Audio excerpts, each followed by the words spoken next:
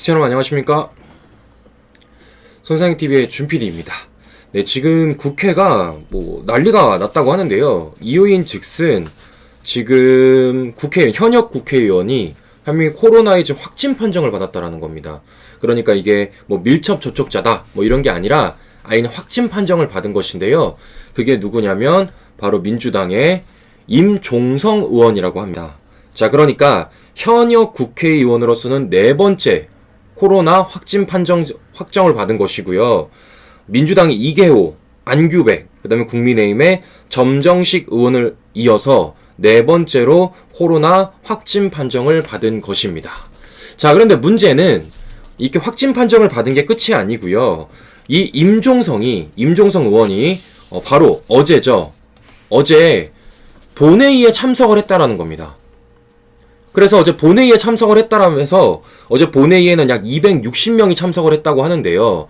즉 지금 이 임종성과 밀접 접촉자가 260명이 될 수도 있다라는 겁니다. 그래서 지금 이 국회 내에서 역학조사를 벌이고 있다고 합니다. 그래서 지금 이 260명에 대해서 더 나아가서 임종성과 밀접 접촉자가 더 있는지 없는지에 대해서 지금 역학조사를 벌이고 있다라는 건데요. 지금 더 큰 문제는 오늘부터 정기국회가 시작이 되었습니다.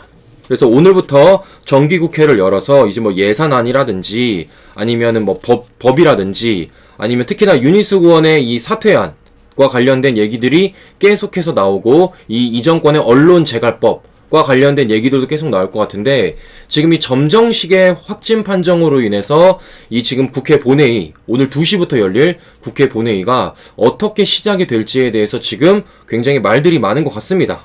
자, 그런데 저는 좀 이렇게 말씀드리고 싶어요. 지금 어쨌든 간에 현역 국회의원이 확진 판정을 받았고 앞서 말씀드린 대로 어제 분명히 약 260명이 모여있는 본회의에 참석을 했습니다. 그러면 우리가 지금까지 이 정권이 했던 방역들 우리가 상식적으로 생각했을 때 밀접 접촉자는 어떻게 해야 되겠습니까? 진단검사 받아야죠. 국회의원 300명을 넘어서 국회에 있는 모든 직원들이 진단검사 받아야죠. 진단검사 받아서 확진인지 아닌지에 대해서 분별을 한 다음에 그 다음에 국회 일정을 시작해야 되지 않겠습니까? 확진 먼저 진단검사 받아야죠. 왜겠습니까? 우리 잘 아시겠지만 광화문 집회에서는 30분만 체류하더라도 휴대폰 전화를 추적해서 억지로라도 진단검사를 받게 만들었던 게 이 정권의 방역 아니었습니까? 자, 그런데 다른 것도 아니고 밀접 접촉자가 아니라 광화문에 30분만 체류했다는 이유로 진단검사를 받게 만들었었는데 아니 민주당 의원이 임종성이 확진 판정을 받았는데 어제 본회의에 참석을 했어요. 그리고 그 본회의장에는 현역 국회의원 260명이 참석을 했다라는 거죠. 당시 본회의에 현역 국회의원 260명만 있겠습니까? 국회의원 보좌진도 있었을 거고요. 국회 직원도 있었을 거고요. 언론사 기자들도 있었을 거 아닙니까? 그러니까 지금이라도 빨리 진단검사를 실시해서 특히나 한두 명이 아니라 국회 전체에 대한 진단검사를 실시해서 더 확진자가 있는지 없는지 더 나아가서 문제가 있다면 자가격리까지 시켜야죠. 왜 국민에게는 진단검사 받게 만들고 자가격리 시키면서 국회의원들은 정기국회라는 이유 하나만으로 여기에 대해서 받질 않는다? 그거는 앞뒤가 안 맞는 방역이라고 저는 생각을 합니다. 자, 무엇보다 임종성이라는 사람이 어떤 사람이냐면요. 이 사람이 이재명 캠프의 총괄 본부장입니다. 자, 이재명이랑 이 정도로 친한 사람이에요.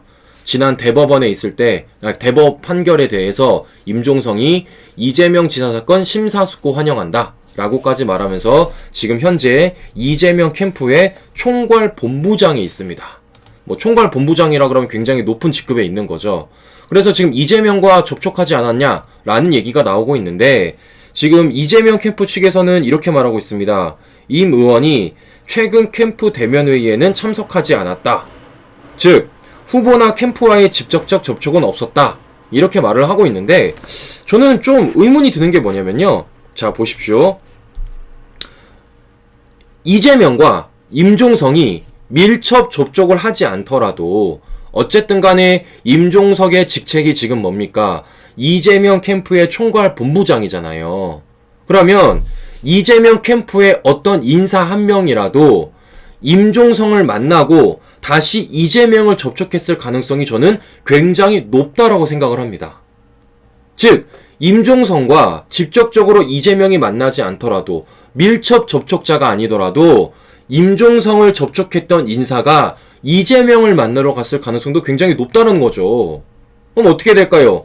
이재명도 모든 일정자 취소하고 진단검사 받게 만들어야죠. 더 나아가서 이재명 캠프에 있었던 사람 모두 다 진단검사를 받게 만들어야 되지 않겠습니까? 그래야지 누가 진짜 확진자 아닌지 방역이란 걸 제대로 실시하고 할 수 있는 거 아닙니까? 그게 지금 이것이 지금까지 이 정권이 행했던 방역 수칙 아니에요. 네? 이 정권이 어떻게 했습니까? 앞서 보여드린 대로 광화문에 30분만 체류하더라도 휴대폰 번호 뜯어다가 전화해서 진단검사 받게 만들었던 게 이 정권의 방역 아니었습니까? 심지어 지금은 4단계 방역 수칙이에요. 지난 광화문 때보다 더 강화된 방역 수칙이라는 겁니다. 그런데 현역 국회의원이라는 이유 하나만으로 진단검사를 면해주고 심지어 전날 본회의까지 참석을 했는데도 불구하고 타 국회의원들에 대한 진단검사까지 면해주고 더 나아가서 대선 주자라는 이유만으로 이재명에 대한 진단검사를 실시하지 않는다. 이것보다 정치 방역이 어디 있겠습니까? 자, 그러니까 정기국회라는 핑계로 진단검사 외면하지 마십시오. 대선 후보라는 핑계로 진단검사 외면하지 말고 모두 다 진단검사 받아서 음성인지 양성인지 판별하기를 바라도록 하겠습니다. 네, 이상 방송 마치도록 하겠습니다. 끝까지 시청해주신 시청자 여러분 감사합니다.